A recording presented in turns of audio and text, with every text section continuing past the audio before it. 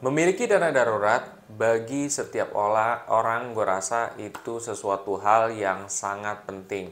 Bahkan dana darurat ini bisa menyelamatkan kalian di saat-saat yang darurat. Di video ini gue bakal kasih tahu kalian apa yang akan gue lakukan dengan dana darurat gue dan bagaimana cara gue mengalokasikannya. Simak video ini sampai full.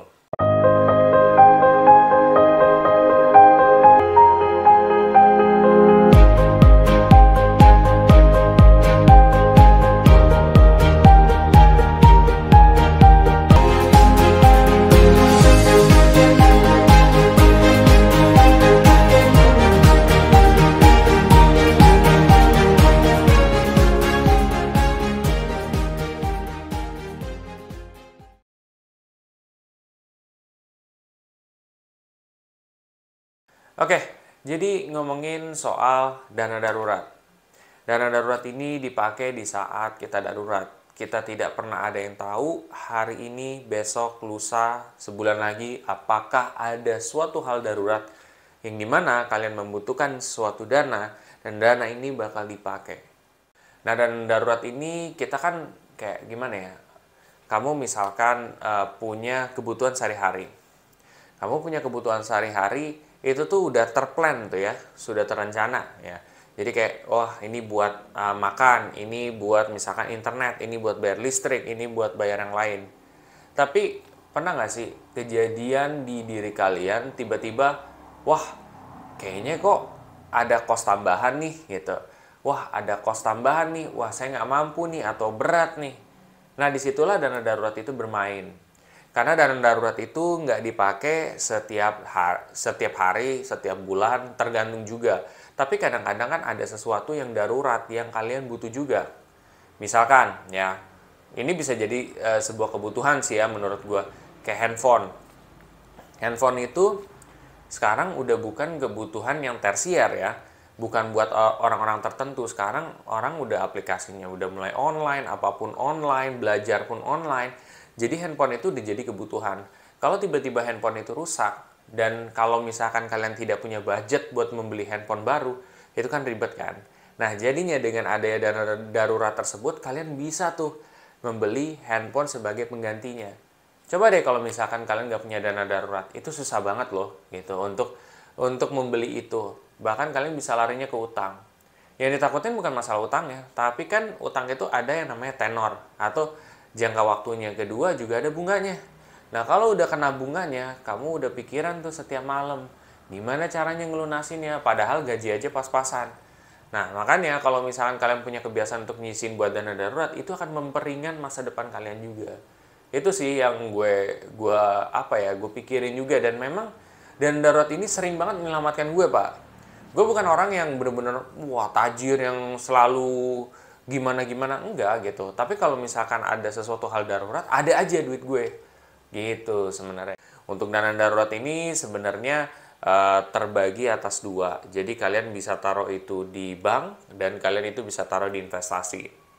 Nah, kalau di investasi sendiri itu bisa ada yang taruh di deposito, ada yang taruh reksadana pasar uang, ada yang taruh di emas gitu. Ya terserah kalian gitu ya mau naruh itu di mana. Nah, lalu ada juga yang kalian bisa taruh di semacam tabungan, kalian bisa tuh taruh di bank aja gitu ya. Jadi kalau kalian ada yang taruh di bank aja, biasanya itu tuh harus ada bank khusus di mana kalian tuh tidak boleh menyentuh uang tersebut. Misalkan, gue punya BCA, gue harus punya bank lain di mana duit itu nggak bisa kesentuh. Nah, contohnya misalkan gue sekarang pakai Bank Jago.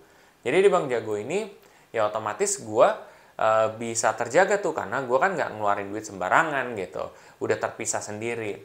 Dengan kalau misalkan terjadi kondisi di luar dugaan ya gue tinggal pakai Bank Jago gue. Kalau misalkan masih bisa terkontrol ya gue pakai Bank BCA gue misalkan gitu. Jadi ada dua tugas yang berbeda gitu.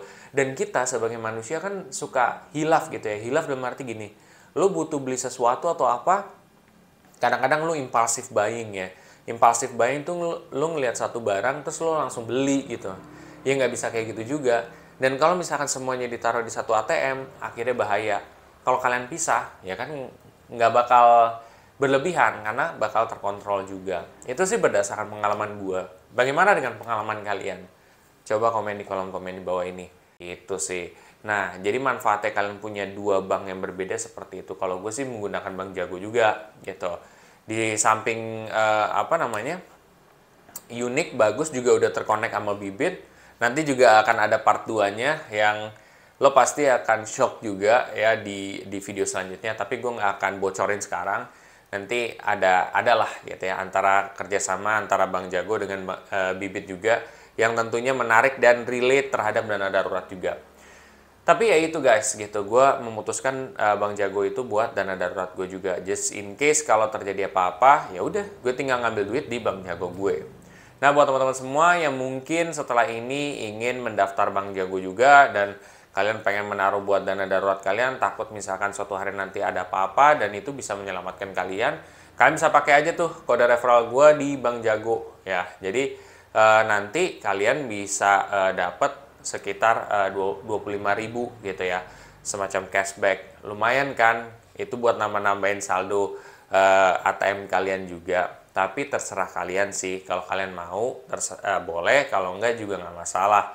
Tapi at the end of the day, menurut gue dana darurat itu penting banget untuk dipersiapkan dari jauh-jauh hari.